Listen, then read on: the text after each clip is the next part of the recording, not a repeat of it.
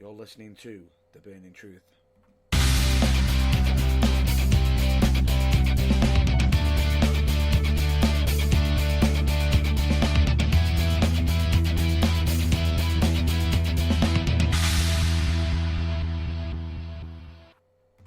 Hello, ladies and gentlemen, dude and dudettes. I am your host, the Funk Soul Brother Matt Burns, and of course, with me, I've got my broadcast partner. You know, the man of, you know, the UKWA, the voice of the UKWA, the one, you know, the golden tongue, Rumble. Hi, how are we? It's, you know, yes, ladies and gentlemen, the Burning Truth is back, and yes, we have been gone for many, many weeks. We have, due to unforeseen circumstances, we have not been able to be here with you regularly as we would have liked. But we're back now. Yes, and just in case if anybody wants to know the potential of the reason behind it, and this is where I've got to put my hand up and state it's mostly because of myself.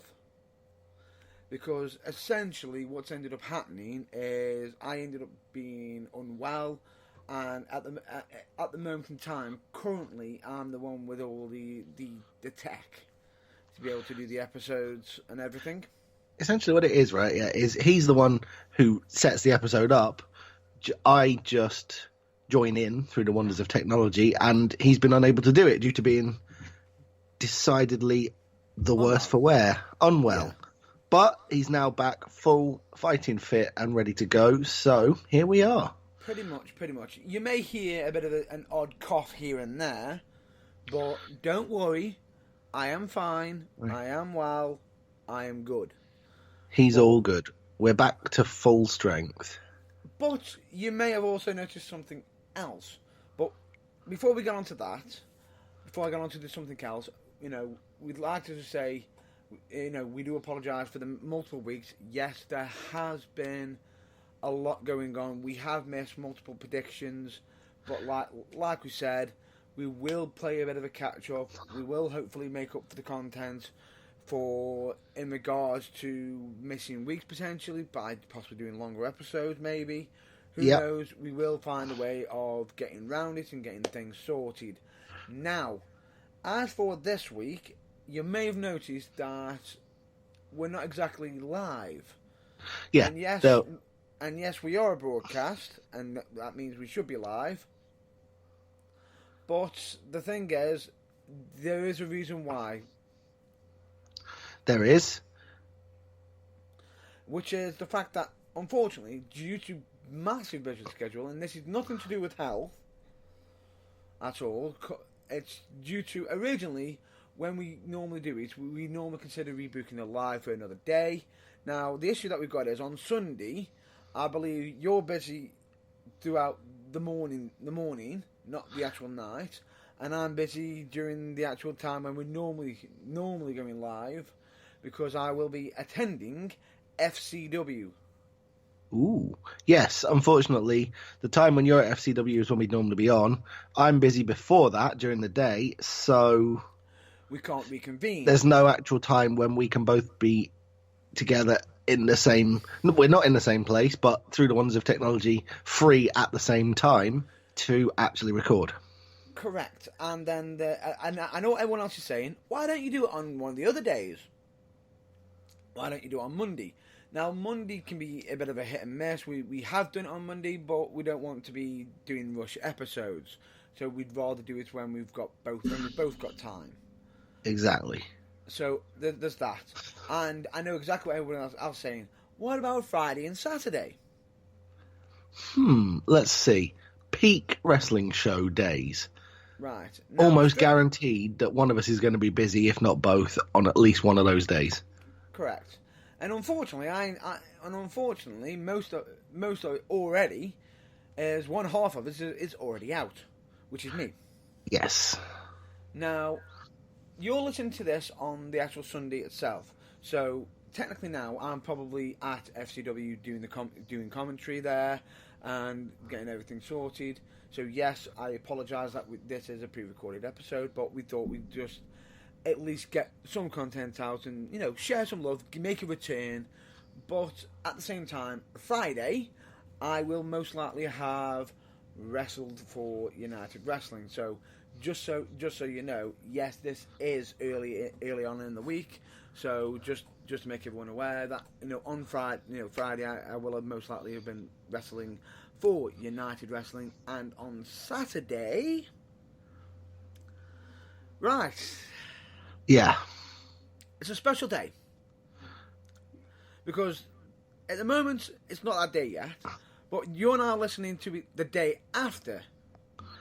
Yeah, so in the strange sort of universe way, you're listening whilst Mr. Matt Burns probably has quite a spectacular hangover, or at least should, in the general realm of those sorts of things.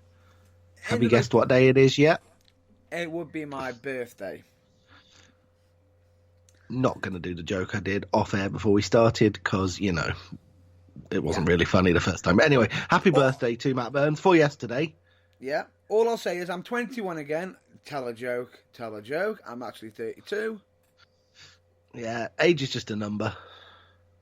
I'm not saying anything. No comment to that one. But the point being is this. If you want to send any birthday messages, you're more than welcome to. But that's not the major reason why I've made the return to this week. Originally, I at one point I did consider, should we leave it this week? But no, I thought to myself, no, we've got to get content out. Now, because we are not doing this on the usual typical day, here's where the other message, the other statement, the other reason why this episode is going to be a little bit different than others. Now, we normally talk about the current events, like, the current pay-per-views and everything. Yes, we could potentially talk about that, but we are not doing that for this week because this is a massively pre-recorded episode. We don't know exactly what's going to be happening throughout the week and everything, so instead, we're going to do something a little bit different. But we will be returning to our regular scheduled programming, most likely next week. So that'll be cool. Schedule permitted. Yes. So this week... week, of course, we can't react to Raw and SmackDown and whatever else has happened in the wrestling world because you won't be listening to this on a Sunday, but we've recorded it like the best part of a week ago, so they haven't happened yet. We're not magicians. Or some of them have happened, and we are sort of a bit behind, and we're still trying to play catch up. But indeed.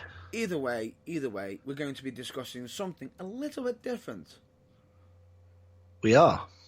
Which is, at this moment in time, we all know that most, companies like Impact Wrestling, AEW, ROH are trying to rise above the ranks and possibly try to dethrone WWE.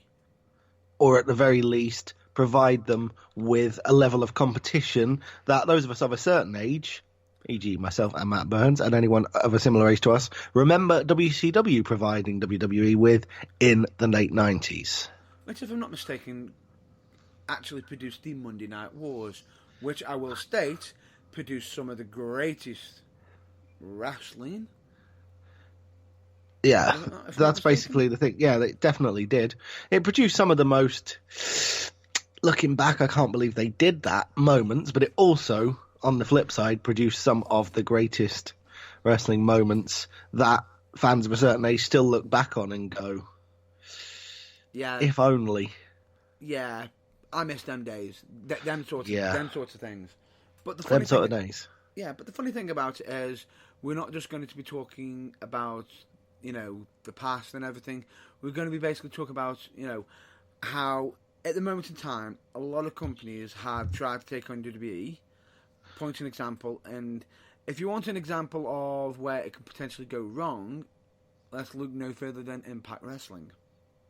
Or TNA, as it was known for the majority of its existence. Formerly known as TNA, but now known as Impact Wrestling. Now, a lot of people are going to say, yeah, but they could potentially still rise up because they're still going. Yes, they are. They could and still rise we're up. not saying that they couldn't. Not at all. But they've had to drastically change their format right now to keep in order afloat. To survive, because they aren't in a financial position, as much as they would like, to actually go head to head with WWE, because WWE, the entrenched industry leader, has reserves of money that just lets it do things that maybe a slightly smaller company, such as Impact Wrestling, as much as they might want to, just can't do. It might not be why I'm saying smaller company, because it's still seen around the world, but the difference is they're not as globally worldwide. Yeah, let's go with this less established company. They haven't been in existence as long. They haven't had as long to build a global fan base. So, yeah. Yes. So, yeah, Impact Wrestling are the main example because, well, if you've been a fan of wrestling for the last 8-10 years, you will have seen their attempts at creating legitimate competition for WWE.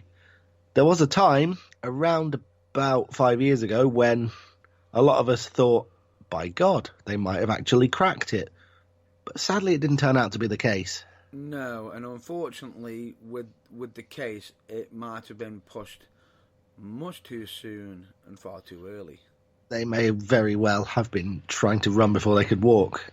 Potentially. Now, let's do a bit of a history check, where, in case if anybody doesn't know how far, in regards to how TNA and everything was, came to be and everything. Now, a lot of people might always have known TNA or Impact Wrestling when it was just doing its usual, monthly shows, a bit like how WWE do theirs, or their big events every so often, like some companies do from time to time.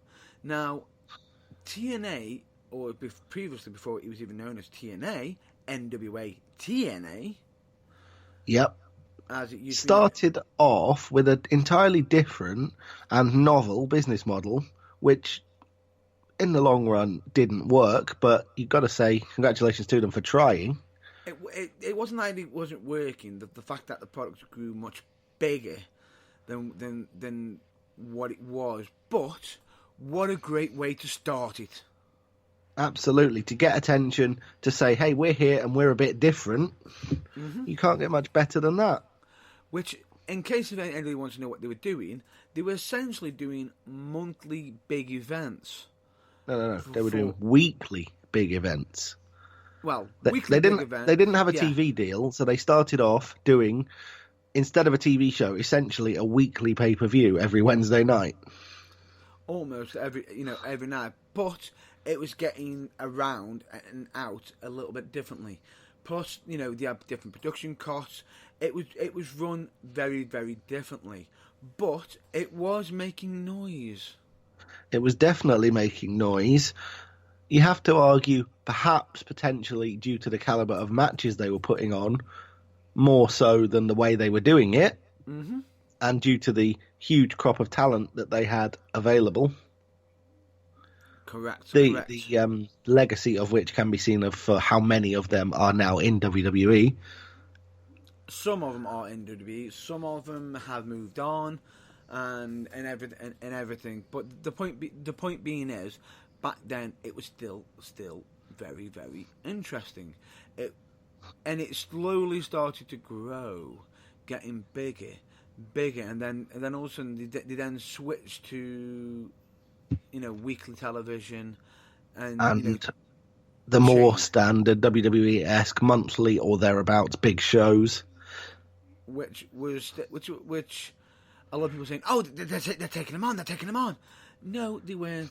It was just the fact that their current format wasn't being substantial enough and was essentially almost costing them more to do that. Yeah, the being different for different sake was starting to sort of be more trouble than it's worth, shall we say. And they weren't so much simply taking WWE on because they were using their format. It was just that the WWE format is proven to work. It's one that WWE have used for 35 years. It's not just the fact that it's been done. It's not just the WWE format. Essentially, WCW used the same format. Indeed, it is the industry standard format, thanks to the success that both WWE and WCW, and lest we forget, to a lesser extent, ECW had with it. Correct, because even ECW did to a degree, but which is very, very, very, very interesting. But anyway, we digress. We are beating around the bush. So Just a little bit. So essentially, they slowly started to build up with pay-per-views, and then they had different concept ideas, a bit like how we had the X Division. The X Division, essentially a cruiserweight division, except With no the weight crucial limits. point being there was no weight limit. It was simply for, what was the rather corny catchphrase?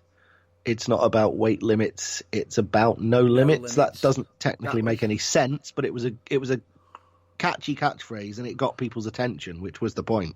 Correct. And then... Go on. And I was going to say, from there, the ring became a funny shape. Yeah, I was just about... You beat me to it there.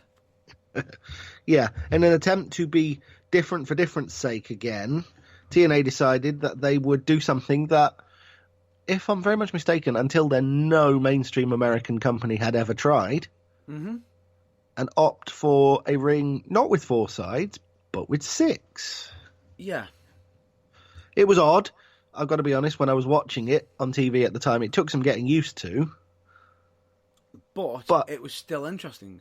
It was interesting. It was the kind of bold move that they needed, and it paid off because it made them visibly and obviously different from their competition at a time when, well, frankly, they needed to be.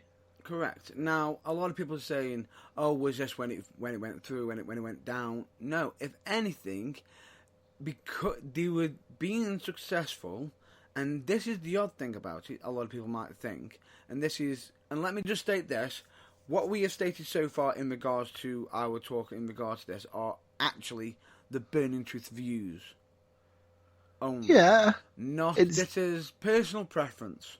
This Yeah. isn't this. Take what we're saying with a pinch of salt. If you don't agree with us, then that's understandable. And let us just state this: our opinions are our own. If you disagree, That's fine. It's fine. If you're listening to us on Spreaker, if you're listening to us on YouTube, wherever you're listening to us, if you're able to comment, put a comment. If you want to send a message to us on Facebook, send us a message on Facebook. If you want to go to the website, then send us an email. Tell us why we're wrong or why we're right. Make it a two-way conversation. Yes. The funny thing about it is, at this time, and this is my own personal view, I actually thought this wasn't... It's weird because a lot of people are saying, are they in competition? Are they not? Because they're not taking them on the same night. I think at this time, when they were doing the whole X Division stuff with the 6-sided rings, a lot of people are saying, but they're not in direct competition.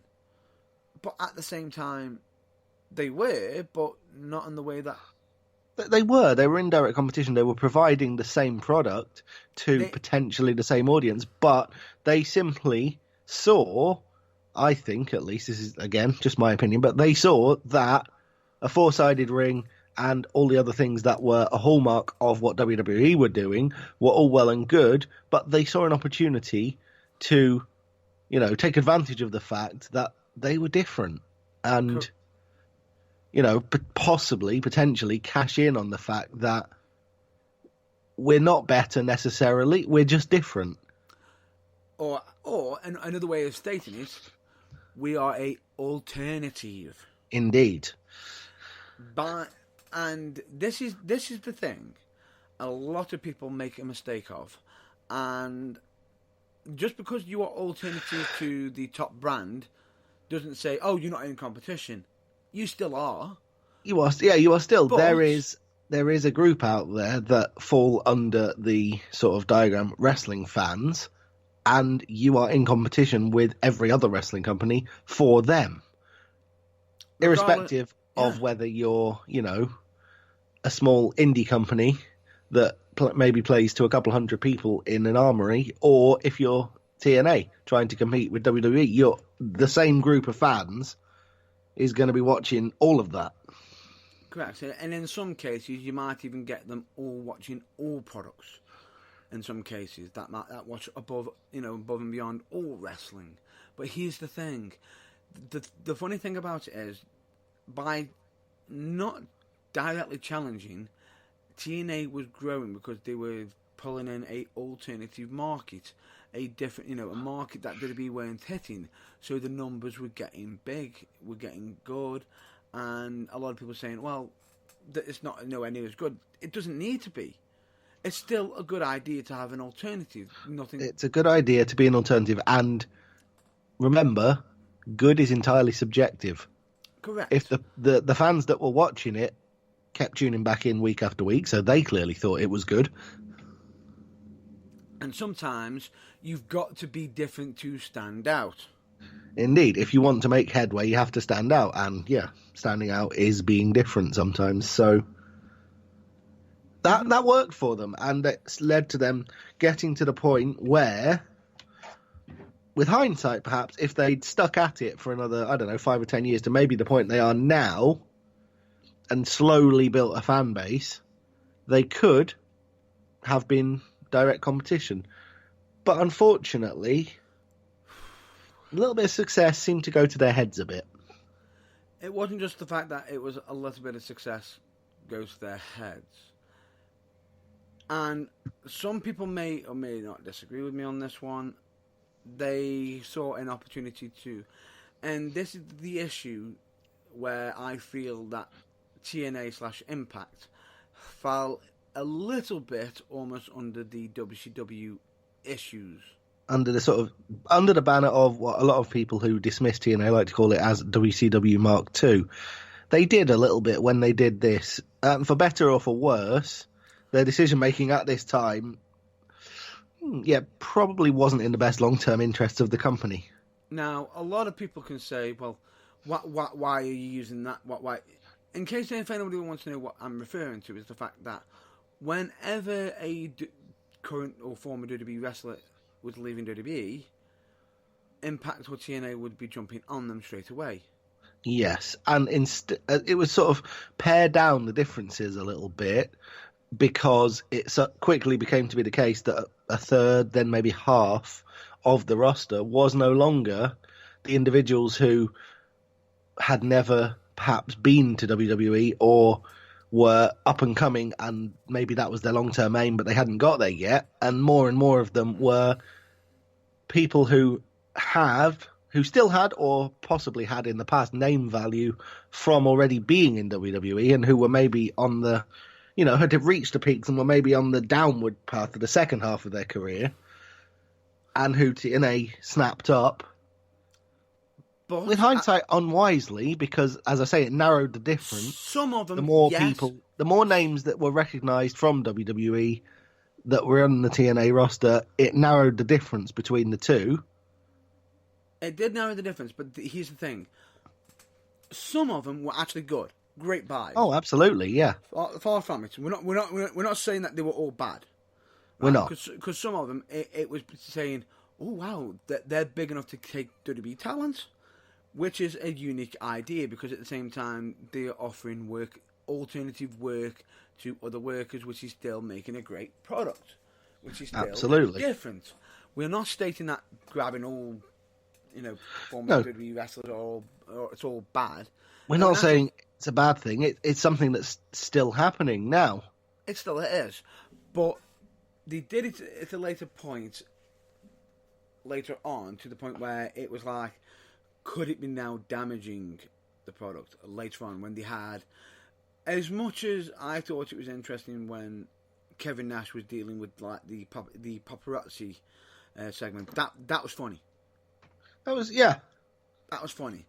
But then they brought in like Scott Hall, Kings of Wrestling. It was nice to see DDP there. It was still nice to see certain people. The one thing that TNA was having good for itself at the same time was the fact that they actually essentially had their own talent, their own originality. So essentially you had your Abysses, you had your Samoa Joes, you had your AJ Styles. Now a lot of people can say, well, they build them up, or you'll probably have someone who's very, very clever and does have the internet and everything and may have actually done some research on this. Yes, we do know that AJ Styles was on WWE, and Samoa Joe was part of, I believe, Velocity and Metal, or Shotgun, but they weren't considered big enough by WWE to be part of the main roster. Which is why they found themselves with the platform to provide the world with a showcase for their skills in TNA in the first place. Or Impact Wrestling. Impact Wrestling, as it's known. I'm just to clarify with people at home, I'm simply referring it to it as TNA because that's what it was known as at the time. I know it's now Impact Wrestling, and I know it's like sort of when WWE changes something, it's like, we want you to say WWE about everything, even when it was the World Wrestling Federation. But at the time, it was known as TNA, and you kind of can't gloss over that. However, I will state this. Whoever came up with the name TNA, poor choice. Incredibly. Poor choice. The switch to Impact Wrestling can't have come soon enough because, if ever there was an entirely self-inflicted albatross around their neck, it was that name. Do you know what makes it worse? Go on. I actually could name the person who possibly gave them the idea. I'm sure you can. I know who I think it was, but I don't know for certain. But he's on my hate list. The point is, he's someone who is not universally favoured amongst the wrestling world, and frankly, there are enough other places on the internet that pour scorn on him on a relatively frequent basis, so we're not going to add to it now. The point is, it was an ill-advised choice of name, and the fact that they've changed it and that they're trying to break with that past is probably a good thing. Which it was during the time. But anyway, the one thing that was also different with Impact or TNA was the fact that they had Sting, somebody who has never been to WWE, who had never gone. Who was, in all that time, had survived in WCW, and then, well, basically, when he got his guaranteed contract when WCW closed down, I think he pretty much thought at the time that his wrestling career was over, because for a long time he didn't do anything. And then he showed up in TNA, which gave them momentum, because that was something that they had, that they'd beaten WWE to the punch over, that gave them gave them one over WWE in a way that money can't buy. Yeah, which Dependent in me insists it can, of course, buy. It was the cost of Sting's contract, but let's just go with money can't buy. Well, essentially, it was down to personal preference, personal choice, and it might not have been, he may have wanted to try somewhere else, try and make a name for himself, try to do something different, and each to their own for everybody. He was, they were trying something different. But anyway, let's get back to business, back to where you could potentially see some of the little issues slowly develop with Impact Wrestling. Now, with TNA actually, the one thing I will state is I thought that was clever with it is that they managed to introduce some unique formats, unique matches, unique feuds. But then they certainly did. For example, Samoa Joe, Christopher Daniels, AJ Styles, the three mainstays of the company. Right. What was so interesting is and this is for me. I felt as though at one point they were away from each other, and then all of a sudden they were around each other a lot, and I felt as though at one point they overdone it a little bit. They hadn't given them enough time away from each other, but that was at the time with that they had a bit of a different pool of wrestlers there, which is why it's forgivable, because eventually they did end up having them separated for a bit. But the major issue for Impact Wrestling, or should I say TNA at the time, was when they brought in two people who are former WWE mainstays, shall we say. Well, former WWE, former WWE and WCW. Both, yep. And this is, let me just state this is only my personal preference, my own personal opinion, and if somebody wants to disagree, that's fine. Just understand this is an opinion. That's cool. I felt as though when they had Eric Bischoff and Hulk Hogan come in, at first wow, this is big. Yeah, This is absolutely. big news. The initial thing was, oh my God, they're actually going for this. This is serious. This could be different. And then we find out that they've got creative control. Which is where the problem starts. Now, Again, this is just my personal opinion as well for this going forward, because this is where the opinions get fairly strong and where you may start to disagree with us. But yeah, that was the beginning of the end, to be honest. After the initial wow factor of bringing those guys in, suddenly the gap and the difference and the thing that made TNA different to WWE began to be massively erased. yeah.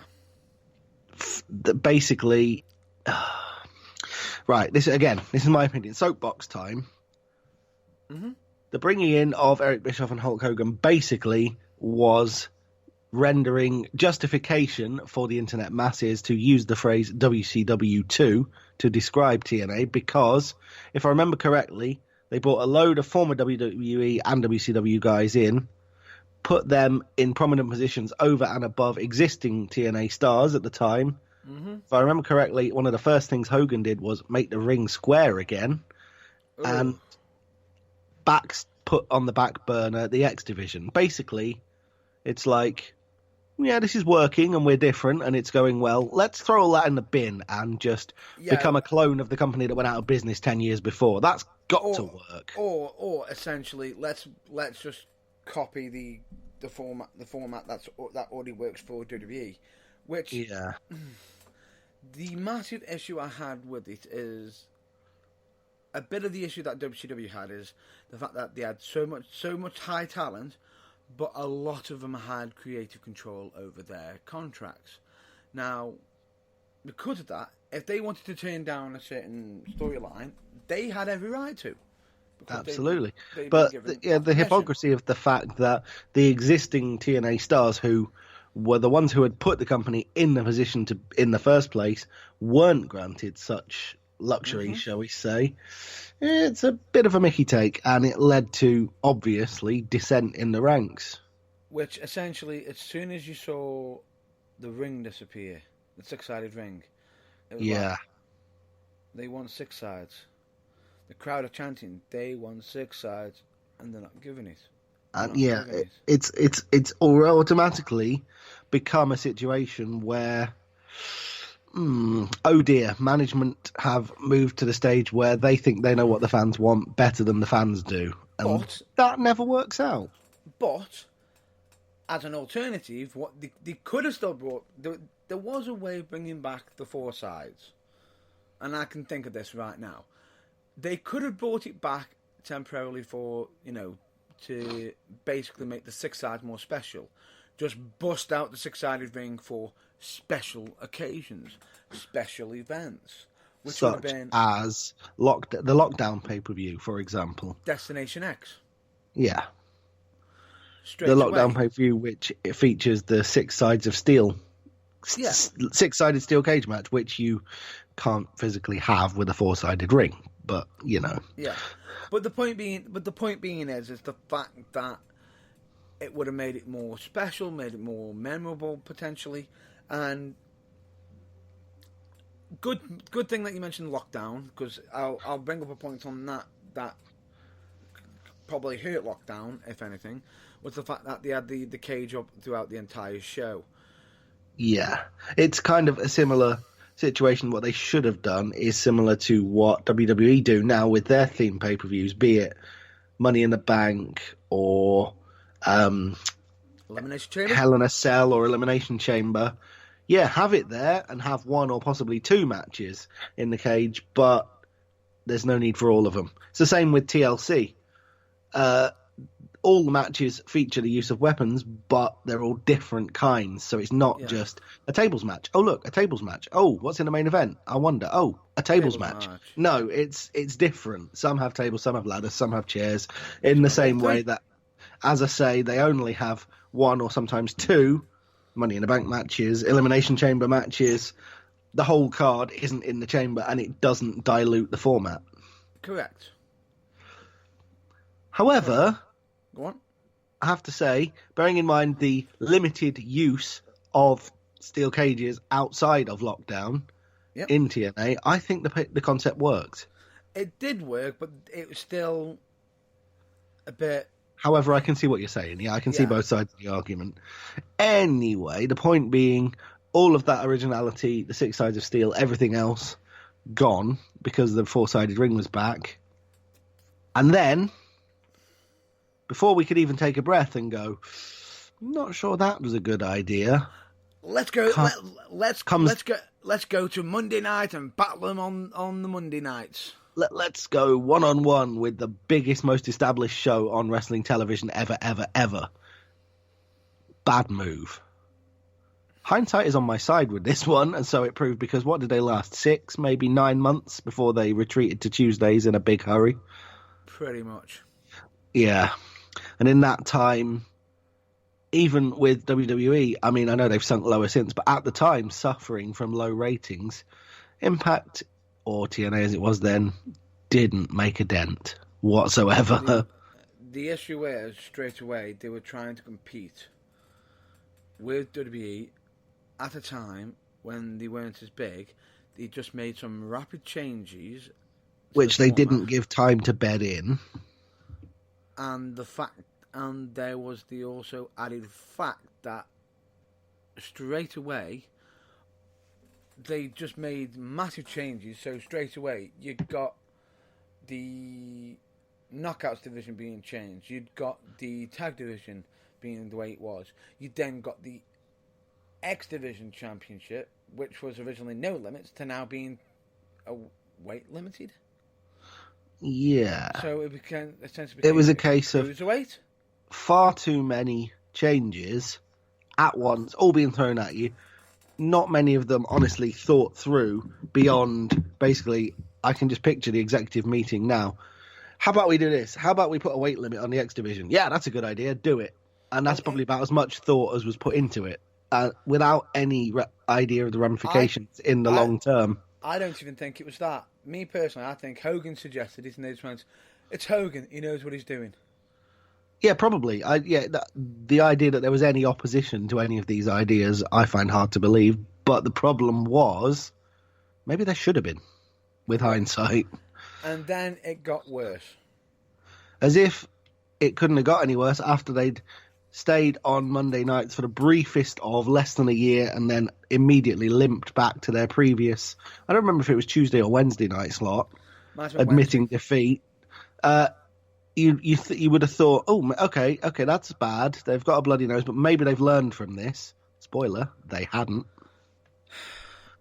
And this was to do with storylines. Yeah. Storylines which, as we say, during the peak of TNA's rise, they were different. They deliberately tried to, within, admittedly, limited construct of it's got to be a wrestling match between a good guy and a bad guy, they tried to do things a little bit different to WWE. Mm-hmm. Until Hogan got involved, at which point anyone pining for a rerun of the 1980s or the Attitude Era got a horrible mishmash of both. We basically had Hogan and Bischoff on the television almost every week. And some of it was fine. Let Hogan, it's okay doing the whole nostalgia run and everything. But then they made themselves into a story of Immortal. Yes. Was it the Immortals? Yeah. I think it was just Immortal, Immortal. Which straight away just went... And me paused for a moment and I just went... Really? You've just basically made the show about yourself. You've basically just gone straight up into the faces of AJ Styles, Samoa Joe, Christopher Daniels, Abyss, everyone else on the roster who has worked since day one to build that company up and gone, you're not important now, it's about me. and that is the ultimate slap in the face. But then, at the same time, they could argue, well, we weren't the main champion. We pushed Jeff Hardy, a former WWE wrestler, and Yes. Jeff Hardy, who has never really been a heel. You could argue he's never really been the guy who the crowd can actually get behind and, to a man, hate in the same way that, say, they could for Samoa Joe. His style doesn't suit it, but here's the thing. I was fine when they turned him heel, because it's something different, something new, a new concept. But they were putting a lot in the basket on somebody who they'd never even seen be a villain or a heel. Yeah. I think they were just trying to go for shock TV. Unfortunately, I think they were. And, well, yes, it was largely shocking. There's kind of got to be a point to the shock. It's got to be a part of the overall process of the story. And it just wasn't. It was just, haha, look at this. Yeah, shocked by that, aren't you? Right, let's move on to the next thing. Haha, look at this. Yeah, you didn't expect that, did you? It became a lot like sort of 2000, 2001 era WCW, in that things were happening, your eyes were being constantly assaulted, they didn't link together very well, and not a lot of them made a great deal of sense. Yeah. I'll just mention at this point, Samoa Joe randomly being thrown into the back of a van and, to all intents and purposes, abducted and disappearing off TV for weeks. Never mentioned again. Yeah. It slowly started to get worse. And then eventually they got rid of Hogan, and Bischoff left. Yes. So then they were having to pick up the pieces. They realised it wasn't working. However, by that point, the damage had been done to the point that, they didn't really have a reputation left. And they were basically, I believe that at the time they were having to change from networks. Yeah, it began about a 5-year period of, they pretty much went for a different network every year.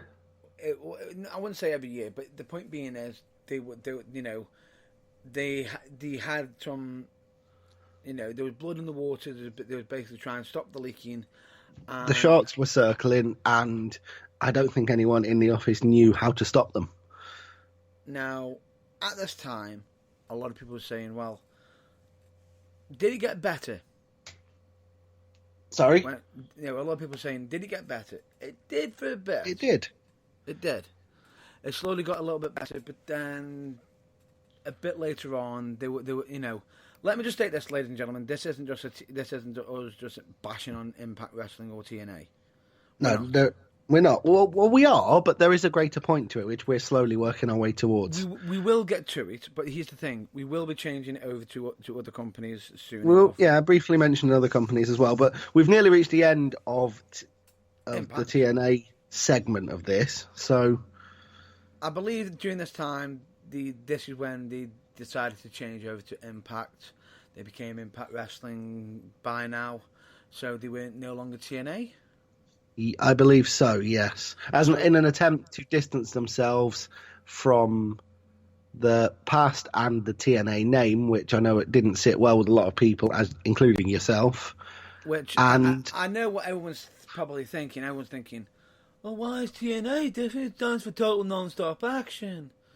Yeah, but there's something else slightly more long established that it stands for that it's the kind of thing a wrestling company doesn't really want necessarily to get involved with.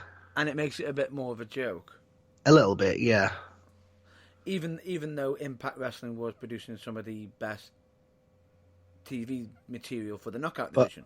Indeed, but for the entire time that they were there, the TV show was called Impact anyway, so the move to Impact Wrestling was at least a logical one, which is a positive step for the company at that particular point. Correct. The less we say about the formation of Global Force Wrestling, temporarily becoming Global Force Wrestling, then becoming Impact Wrestling again, the better. But, yeah. We won't be mentioning that because that's much more recent. The one thing I will state, and I'll just glance over this, the whole Dixie Carter situation that they had there. Yeah. They'd done some great stuff early on, but then later on it got stupid to the point where They lost their way. potentially, and then they ended up having to have somebody else buy them out. Yeah, because the company, excuse me, I think I'm going to sneeze. No, it's fine.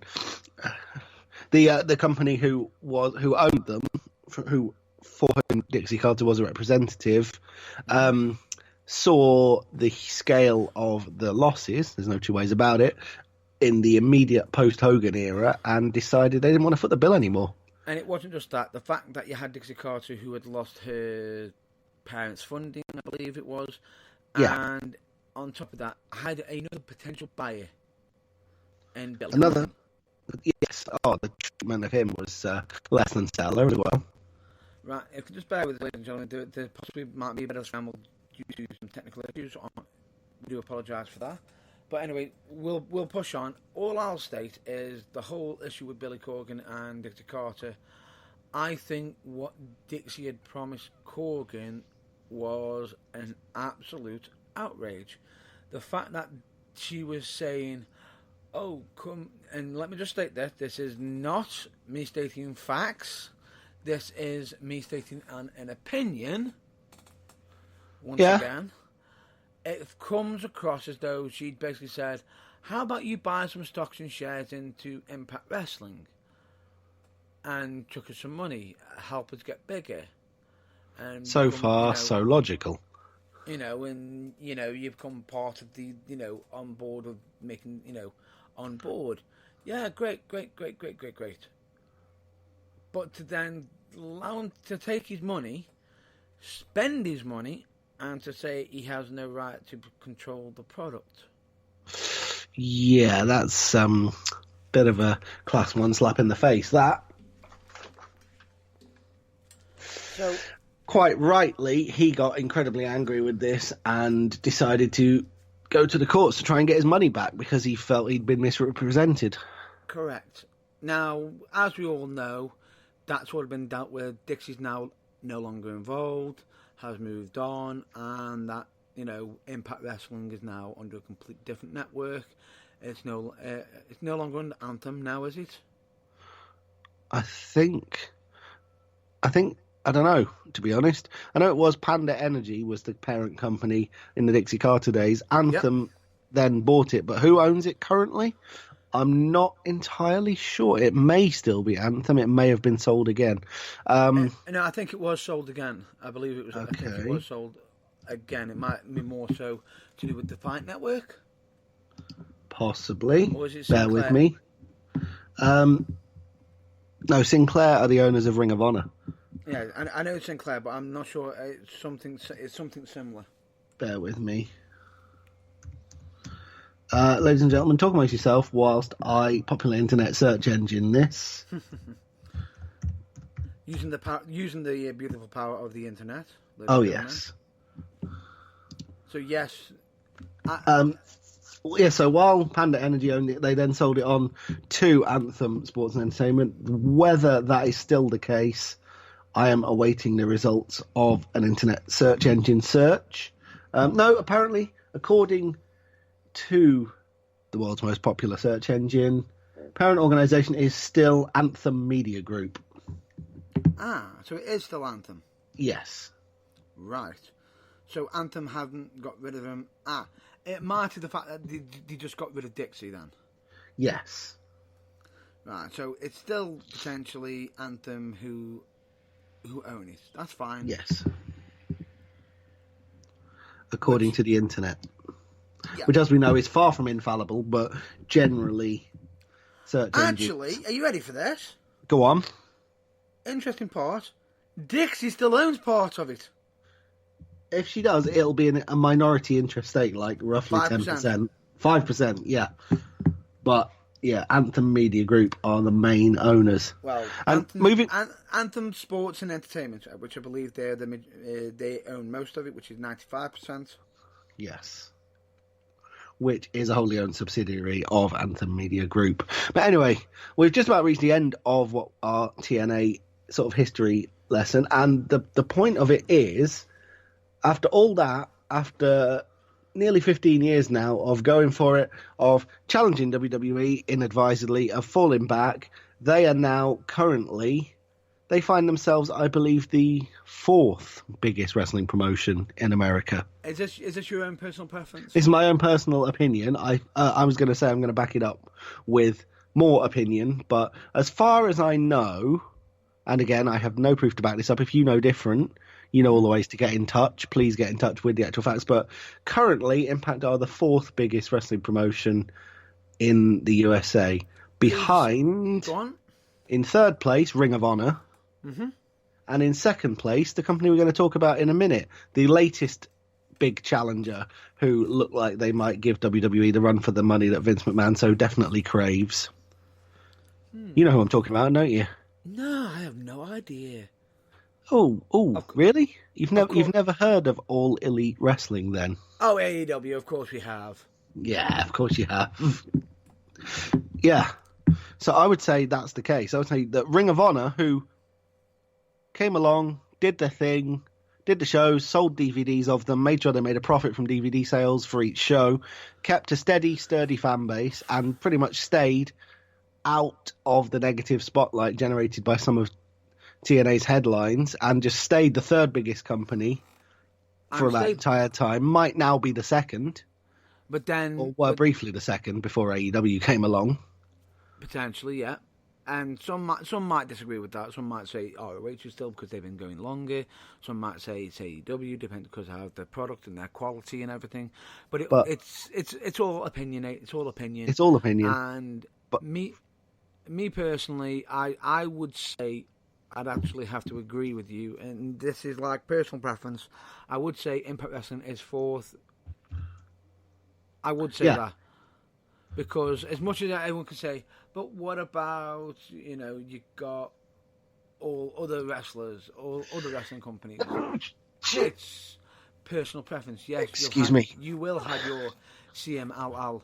And in actual fact, I wouldn't even say it was actually fourth, personally. And I just thought of another company. I'm just talking in North America, but I'm sure I haven't counted for companies such as New Japan. Chikara, New Japan, CMLL, AAA, Full Impact Pro, maybe. I'm just trying to think of others. Yeah. Combat Zone. Yeah. But who are all chugging along with their fan bases and who may also lay claim to that fact. The point being, that's just my opinion. It's open to interpretation. But let me just take this. Regardless of what position they could be in the world, or if they're first, second, or third, me personally, I don't think any wrestling company should be really numbered. It's down to personal preference, because I feel as though one thing that we should be all supporting is wrestling. Oh, absolutely. I agree. Well, I said I was just merely using numbers to illustrate a point. It's not something that you should do. So, despite the fact I've done it. No, it's you were just trying to make a point of personal perspective on how. Yeah. And this is the funny thing about it. With it, it does bring a bit of an interesting perspective because of it. Because, ladies and gentlemen, let me just briefly talk about WCW. A lot of people can turn around and say, well, WCW, well, take into account, WCW became a serious threat to WWE. Due to the ownership and heavy financing by Ted Turner. And this is where the parallels to AEW come in. But we'll get onto that in just a second. And the funny thing about it is, a lot of people say, well, a lot of people can look back and say, oh, WCW was a joke. It's like, yeah, it became a bit of a joke because of near the end run, shall we say, moments. Mismanagement towards the end. But that was after a period of sustained success when, according to all sources, and that includes WWE, there was about a year and a half when it was the number one wrestling promotion in North America, and therefore kind of de facto by default in the world. Yeah. They were actually beating WWE. And so, yeah, they became a bit of a joke in the end, and that's why they're no longer in business. But it was kind of like the rise and fall, in much the same way that TNA rose and then fell, but TNA didn't rise quite as high, and therefore their fall wasn't quite as spectacular, and they managed to survive. Whereas with the case of WCW, when everything came crashing down, there wasn't a great deal left, and it eventually took the company down with it. It got bought out. Yeah. And sort of continued. It still sort of, it is in a way almost continued on a little bit, be it through WWE, but a little bit, yeah. A little bit. Anyway, we digress. Yeah, we digress. As we say, as far as competition for WWE goes, Ring of Honor are out there doing a sterling job, putting out their brand of wrestling, which has served them well since 2002. So they're coming up on their 20th anniversary, so they must be doing something right. They are doing something right, but let me just state this. Yeah. One thing I will state that ROH are doing very, very smartly, they are not trying to take WWE on directly. They're not. No, as I said, they're providing their own brand, their own form of wrestling to their fans, and basically, they seem happy with that. Yeah, New Japan are not taking them on directly. Yeah. Indeed. But here's my personal thing on WCW. Some of the issues that they had way too many people under open contracts. They had way too many chiefs. Not enough waiters. They had too many cooks and not enough waiters. They had way too many people throwing this and that, and far too many people with creative control, which meant that certain things just couldn't happen because both sides of the argument would say, well, I'm not doing that, and then propose something that the other side would say, well, I'm not doing that. And the compromise that resulted never pleased anyone, pretty much. And then eventually it came to where you got Bischoff near the end, who almost bought WCW. Yeah. But then didn't buy it because they didn't have the TV time. No, because they weren't being offered the TV. Which the network was not prepared to offer the TV time, which basically killed the product. Pretty much. Yeah, but as we say, Ring of Honor are there, they exist, they've got a sound business model, and they're not trying to move drastically beyond it for no reason. They're taking, essentially, the WWE approach, which is we're building up slowly over decades. We'll get there, but we're not going to spend beyond our means to do it, which is entirely sensible. We're not rushing. Yeah. Which brings us on to a company which is doing the precise reverse. In some cases, you could say doing the reverse, but it's different. The parallels with WCW begin and end with the fact that they have an owner who could, should he so choose, entirely bankroll them and not be overly worried if the company itself never turns a profit. Correct. But that's not his aim. The aim is to follow the WWE business model and put on shows which make money. And therefore, they haven't, but because he has that money and they have that behind them from the get-go, they've signed big names, they've started off in arenas, they've not started off in the smaller venues, and they've essentially come in at a level that's got to have some of the executives and people who have worked in Impact Wrestling over the last 15 years looking at them and going, damn, why couldn't that have been us? Mm-hmm. We are, of course, talking about All Elite Wrestling, AEW, who, what did they sell their debut pay-per-view out in? 4 minutes? I think it was something along them lines. Which conclusively proves that Vince McMahon is right. Not only does he want competition, but there is a market for it. There is. It's something different.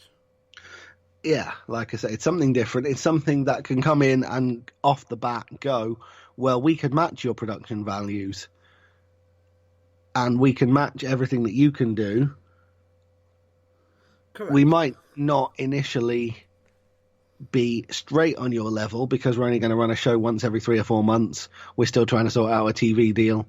but it is our intention to get there, and you should take us seriously because we are a more serious threat than you've had since for about 20 years. Mm-hmm.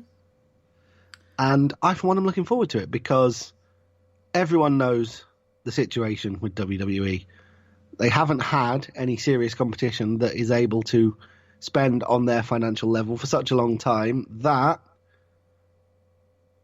Raw, SmackDown, NXT UK, they've created it themselves. They've built themselves their own brands which compete with each other instead of dealing with outside competition. And I'm wondering if that's going to carry on if AEW are as successful as they would like to be. Yeah. And here's the thing. Yes, AEW is getting some former WWE wrestlers on their roster, but it's not exactly... They are getting some of them to become elite. They have fine, but a good blend. They've also got their own talent, which is what we were saying that TNA were doing great at the beginning. They were blending in their own original characters or independent wrestlers in with the mainstream ones. Yeah. Having a balance is great, but also at the same time, you've also always got to be looking for the next wrestler, which is one thing that WWE are doing correctly, especially with the whole NXT, the fact that you got NXT UK, all the training schools and everything.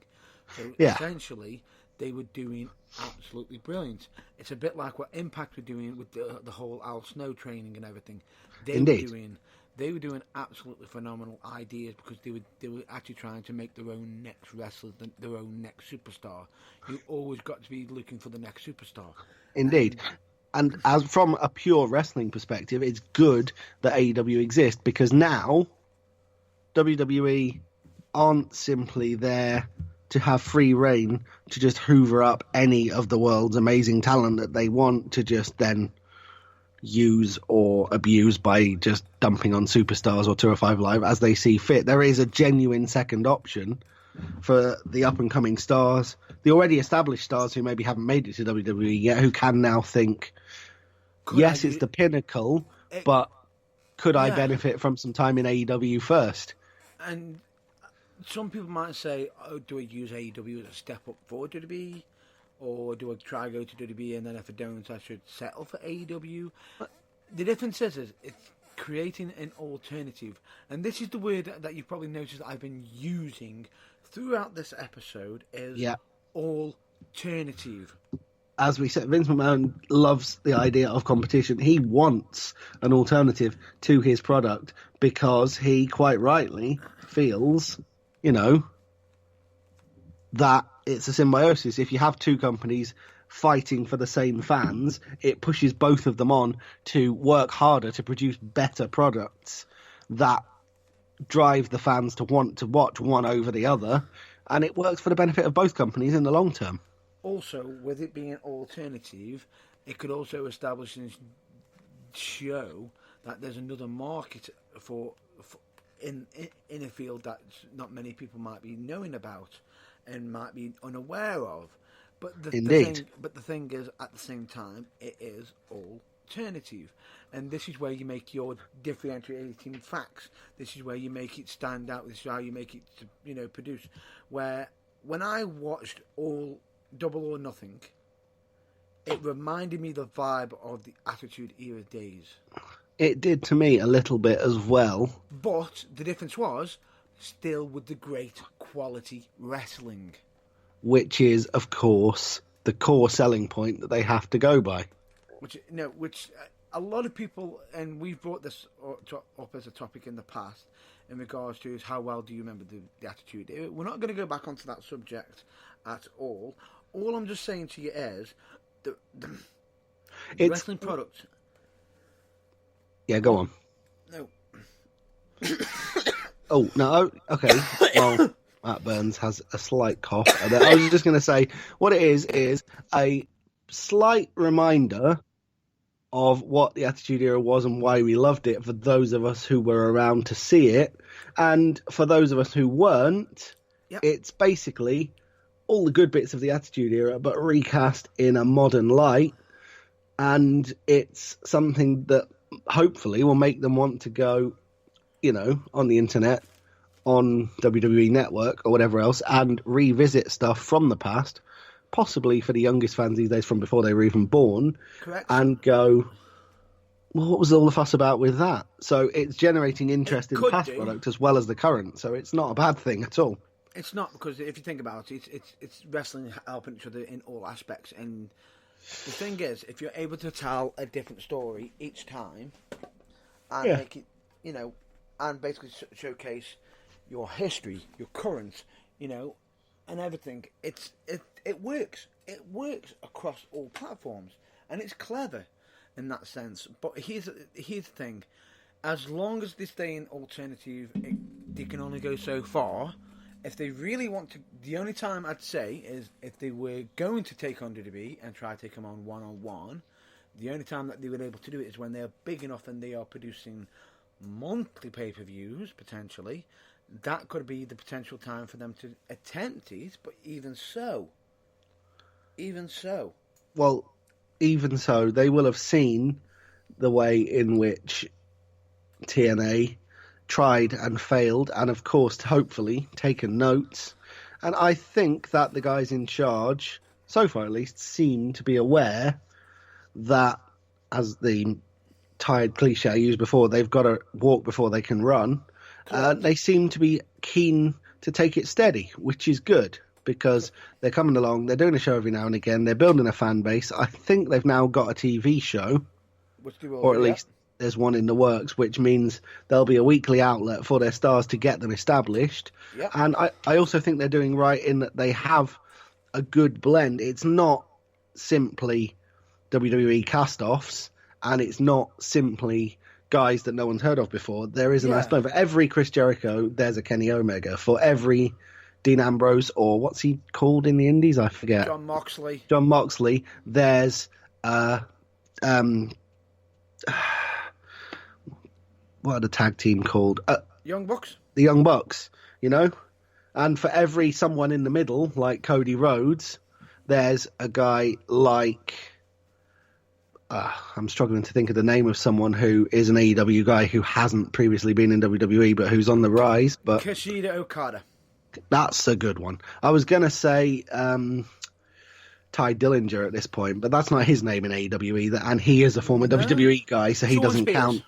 Sean Spears. Yeah, they have a good blend of both former WWE guys with name value, former WWE guys who maybe didn't get the opportunity in amongst the huge roster that WWE has. They maybe got lost in the shuffle, and talent who's never been to WWE who are using this as an opportunity either to try and get the name out, or they could be using it any way they want. But the point being is, it's a different idea, different product.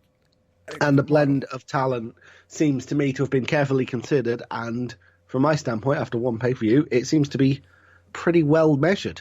Correct. And the one thing I will state in regards to it is, if they do become the second biggest company in the world, and they want to become number one, don't panic that you are number two. They've got to be in this for the long haul. If they want to become number one, they've got to be aware that you have to build up slowly.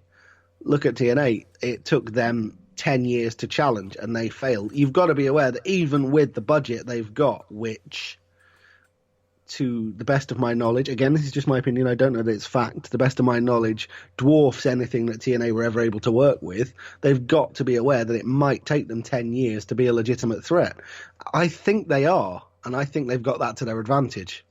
Yeah, and here's the thing, you've got to stay, and this is the issue, this is the one thing they've got to understand. If they do go for the leap and go for the head-on, they've got to understand, if they're going to be taking the head-on, it should be that they should be able to just go, boom, head-on, and keep keeping that stability.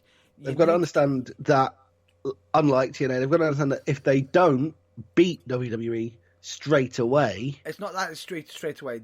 It's not an excuse to retreat. It's not an excuse to retreat. They're not going to beat WWE straight away, but if they're going to go head to head, they've got to be. I said they've got to be in it for the long term. They've got to be aware that, well, Raw's been going, 27 years? SmackDown just over 20? What they've got You've essentially, what essentially they've got to do is if they're going to be trying to compete, they've got to understand that they will miss some weeks, they will lose some weeks, they will, they could just draw with them, and that's a good thing if they're drawing with them, because then that means they're doing something right, and then eventually they can build up to overtaking. But here's the thing: they need to find out if they can keep their establishment currently going by themselves without the competition first. Yeah, exactly. They need to make themselves viable as an alternative. They need to set themselves up in a way that after the initial expenditure to get the brand out there, the company, while it doesn't necessarily need to turn a profit, it does, if you know what I mean, because they want it to be able to stand on its own 2 feet. It's not really competition if it's subsidized, And it's not competition if they basically go, let's go for an all-out attack. Take one swipe, don't do any dent, and then WWE hits back and obliterates them. Despite the name of their initial pay-per-view, they've got to know that all or nothing is possibly the worst approach they can take. It's got to be a sustained attack over a considerable amount of time. Correct. But I think they know that, and I think the irony of that pay-per-view name was not lost on them. True. But let's hope I'm proved right. True, but at the same time, regardless of it's a small company when you're first starting out, it is a little bit all or nothing on your early shows. As I said, the irony of that name I don't think was lost on them. Agreed. But here's the thing. But anyway, we've talked quite a bit about all this, and this is the thing. My personal view on this is the fact that it's a great alternative. Keep it as an alternative for now. There's no rush for it to take on WWE. Yeah, you can become a second biggest company in the world, but look at it this way. WWE, you could be saying, well, we're still second. Sometimes you've got to play the waiting game. Yeah, sometimes you've got to play the long game. WWE is now in an entrenched position where it is not going anywhere. Yes, Yes, it is on top of the mountain. But it is not going anywhere, and it is also in the financial position through years of being on top of the mountain that should AEW find a formula that works and become the number one promotion, it doesn't mean they're going to stay there. WWE will have the ways and the means to fight back, and so they've also got to remember that, like as I said, reaching the top of the mountain is no guarantee you'll stay there, and they've got to keep going. Correct. They can't just be like WCW and be like, we've made it to number one, right, now let's implode noisily and fade into obscurity. Essentially what you're trying to say is focus on your own product. Exactly. But anyway, that has been our view in regards to alternative wrestling companies in the world, or alternative wrestling companies that have tried to compete against WWE. Now, we're not stating that AEW are competing with WWE at the moment in time. Beyond the simple fact that they're another wrestling company, so that comparison is always going to be drawn. Correct. But they're not actually taking them on head-to-head at all. No. Let us just state this. The reason why we've just done this talk is basically so we can basically just highlight some certain details in regards to where AEW can potentially go, what mistakes they could end up making, and how they can avoid them wherever possible. Possibly avoid them, but then again, what we have stated here today is not facts. Again, this whole thing, it's just our opinions. We're not going to be overly worried if you disagree with them. That's kind of par for the course. Correct. But if you do disagree strongly, get in touch. Make this a two-way conversation. Let us know why you think we're wrong, provided, of course, you can back it up with a certain amount of... Well, no. What my colleague, what my broadcast colleague is stating, whether you agree with us, whether you would disagree with us, let us know if you want to message us and everything. We'll give you shout-outs and everything, probably even mention what you stated. Yeah, we're not infallible. There is a chance there's something important that we've missed. And so if there is, and you have a burning desire to point it out to us, yeah, we'll acknowledge that. And it's not just that. We don't want to just be us telling you our thoughts and say, this is what we think, and it's right. Far from it. We're not saying that for a second. This is what we think. This is what we think. This is what we think, and surprisingly, we've both been quite similar ourselves with each other. I actually expected us to be arguing a little bit. I've got to be honest, I expected a lot more use of soapbox from both of us. It's been quite smooth sailing, but yeah, we're not saying that because we serendipitously happen to agree that we're right and you're not. There is no such thing as a right answer here. This is just our take on it. This is our take on it, and surprisingly, we both actually agree with our own take on it, which is gobsmack at me. We're both actually almost speechless with that, and that never happens.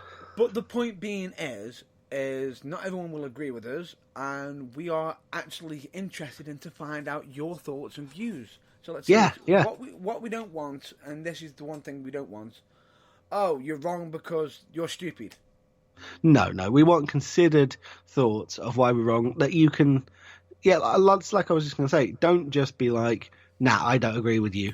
If you don't agree with us, that's fine. But give us a reason why. Correct. It's fine if you want a message that you don't agree with us. That's fine. That's great. But you're more likely not going to get shout-outs for it because, yes, we know you probably disagree with us, but if you disagree with us and tell us why, that makes it a conversation. Exactly. Like we said, disagreeing is fine, but reasons why are important. It's kind of, it's a two-way thing. It's like the Vince McMahon thing of give me competition. Yeah, if you have a differing opinion and you have some way of backing it up, well, not backing it up. Let's have it. It's not even backing it up. If you have an alternative view that actually, that we can't see, tell us. Point us to it, because here's the thing. By just pointing it out, we may not agree with you, or in actual fact, it could actually even convince us to turn around saying, you know what, he's got a good point there.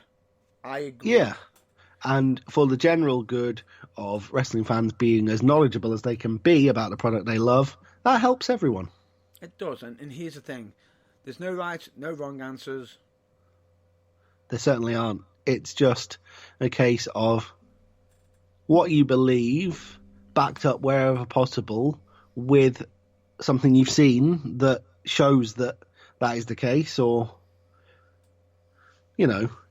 evidence is important here. It's like I say, we've tried to back up everything we've said so far with examples.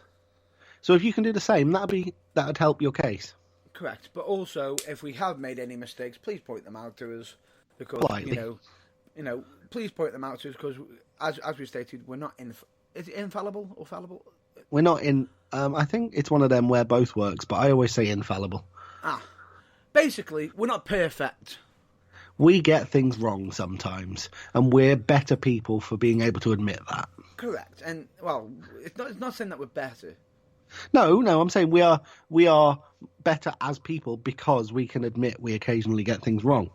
Basically, what we're saying is we can be wrong, and we're not afraid to admit it, because taking a good example of this would be when I made a few mistakes on past episodes.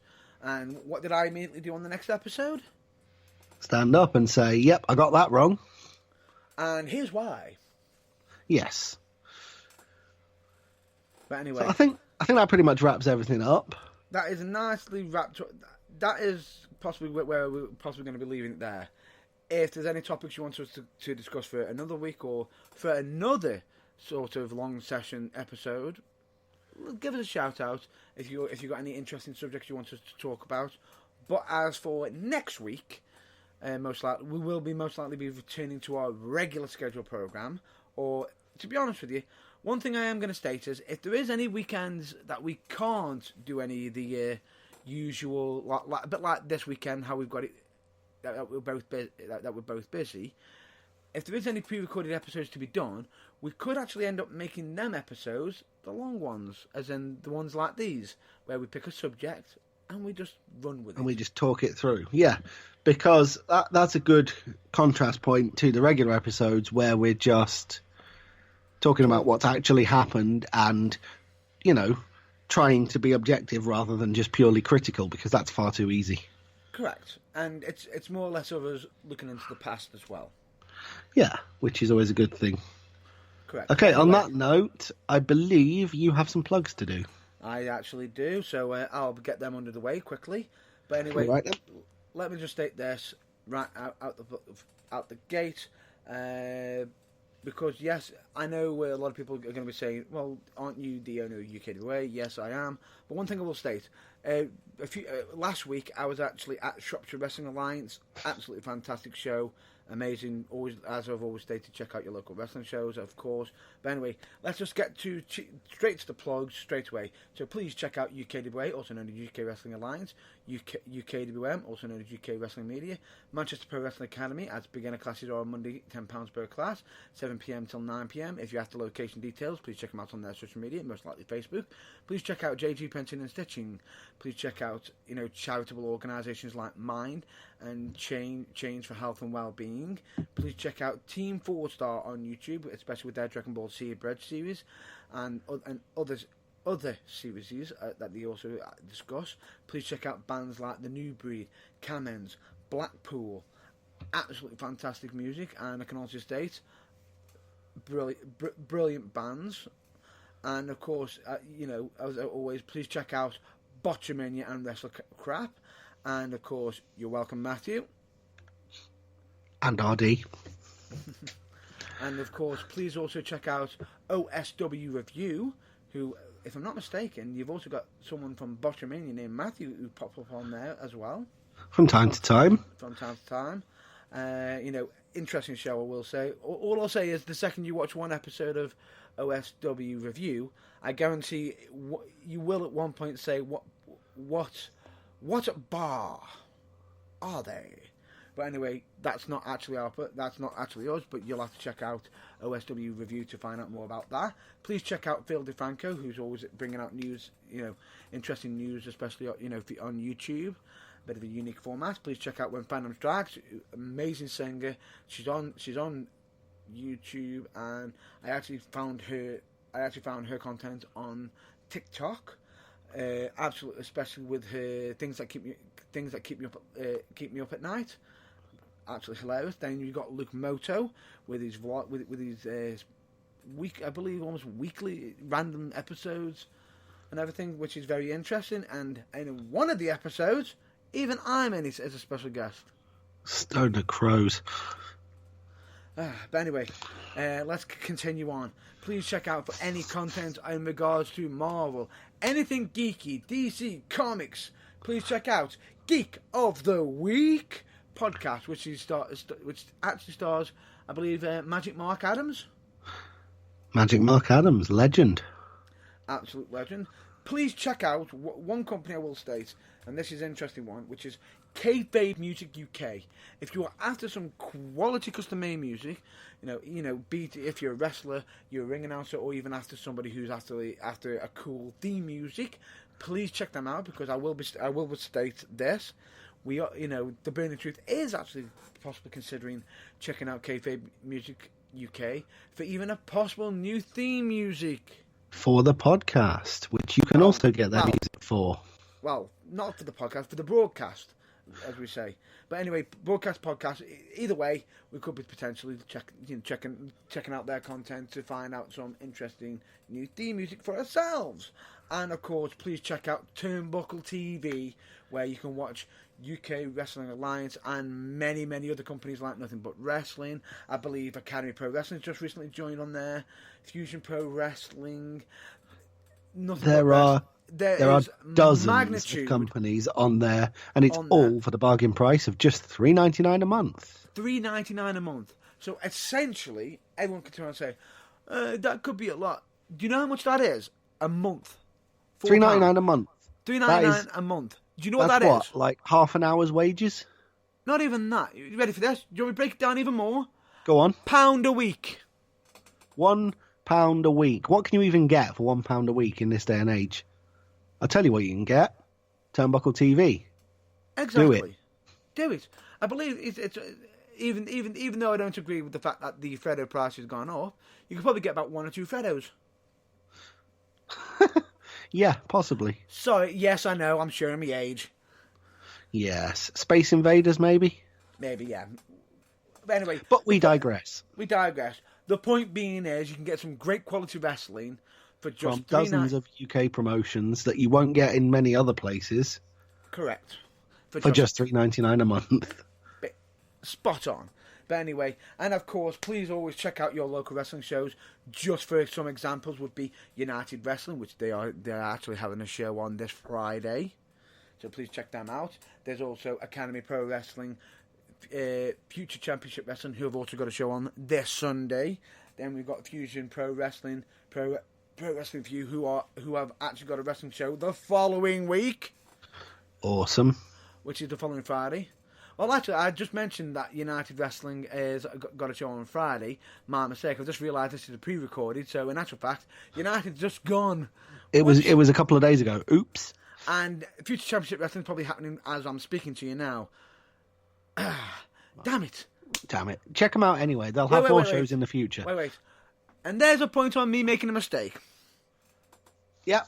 Immediately, you've realised, you've owned up to it. Yep. Not a problem. But anyway, we're fallible. Stuff happens. Exactly. But anyway, the point being is, this Friday coming up, as this will be going out on Sunday, Pro Wrestling for You will be actually having a show on as well. So please check them out. And there is many more. Is there any wrestling companies you want to mention yourself? From my point of view, there's PCW, there's Future Shock Wrestling, and if you're down in my neck of the woods, there's Progress Wrestling, there's WAW, there's Falling Star Wrestling, and many others. LDN, I think.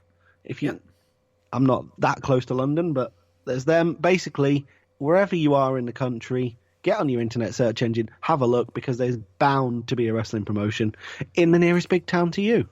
Correct. And of course, there is, the last thing I'm going to be mentioning to you to check out is the Burning Truth website, which is www.theburningtruthuk.com, where you can potentially listen to us live, be listening to past broadcasts, past interviews, where we have some old written show reviews and audio show reviews, where you can get merchandise, and of course, yes, I have been stating for ages that there will be a blog at some point. That's on hold completely entirely, so that there's currently no blog at the moment. But there's just too much other stuff going on between us. Correct. We just don't have the time. Like we said, we're fallible. Sorry about that. Hopefully it will restart in the future, maybe, but don't hold us to that. Correct. There's also a contact page where you can get in touch with us, and some of the things that we've already discussed is, at the moment in time, we've got all links on there. And, of course, please check out our social media, which is Facebook, YouTube, Twitter, which I'll spell it out. The Twitter handle is a little bit different, which is WRESLING4THWALL. And we're also on Instagram. And, of course, please check out Spotify, because we have past episodes on there. Now, that's all the plugs done out in a way. And there is actually one more topic I wanted to discuss right now. Okay. Before we go, because I wanted this to be outside of the episode. Right. Especially in regards to the nature of it.